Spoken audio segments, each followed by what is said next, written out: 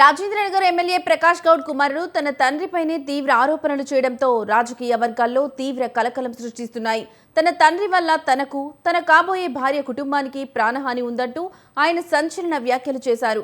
తాను ఓ యువతిని ప్రేమించి వివాహం చేసుకోవడం తండ్రికి ఇష్టం లేదని, ఆ కారణంతోనే తమపై కక్ష సాధింపు చర్యలకు దిగుతున్నారని ఆరోపించారు.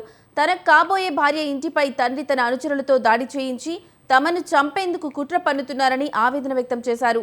ఏ క్షణంలోనైనా తమపై దాడి జరగొచ్చని భయం వ్యక్తం చేస్తూ పోలీస్ అధికారులు తమకు తక్షణమే రక్షణ కల్పించాలని విజ్ఞప్తి చేశారు.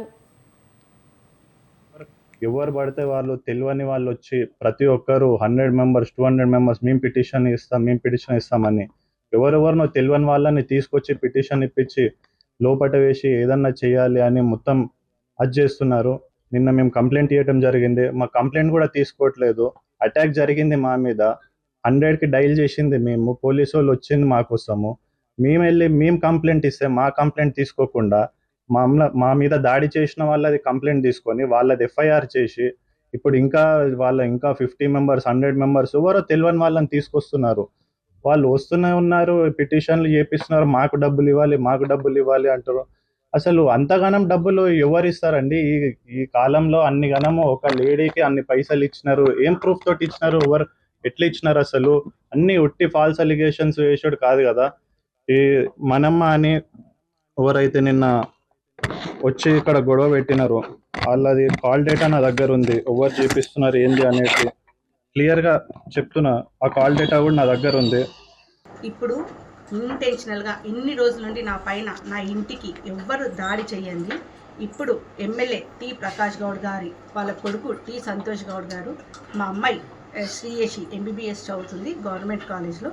ఆ అబ్బాయి ఇష్టపడ్డాడు. అబ్బాయి ఇష్టపడి మా అమ్మాయిని ఖచ్చితంగా నేను పెళ్లి చేసుకుంటాను అని చెప్పి అబ్బాయి ఇష్టపడి నా దగ్గర జరిగినప్పుడు నేనేం చెప్పినానంటే, చూడమ్మా, ఇష్టపడతారు, అది కామన్. ఏదైనా పేరెంట్స్ డిసిషన్ చాలా ఇంపార్టెంట్. నాన్న దగ్గర కూడా డిస్కస్ చెయ్యని చెప్పినాను.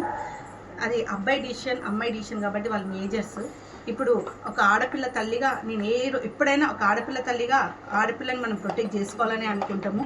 ఎందుకనంటే ఇప్పుడు వాళ్ళు మేజర్స్. ఇప్పుడు నేను ప్రొటెక్ట్ చేసుకోకుండా నా పిల్లల్ని నేను కూడదు అనుకుంటే వాళ్ళు బయట పోయినా చేసుకుంటారు.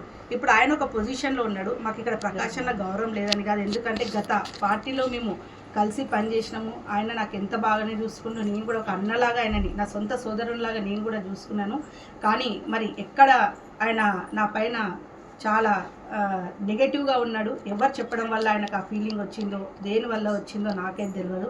మరి ఇప్పుడు ఏ దానికి తీసుకున్న మనీకి సంబంధించి లింక్స్ పెడుతున్నారు, కానీ అవాస్తవం అది.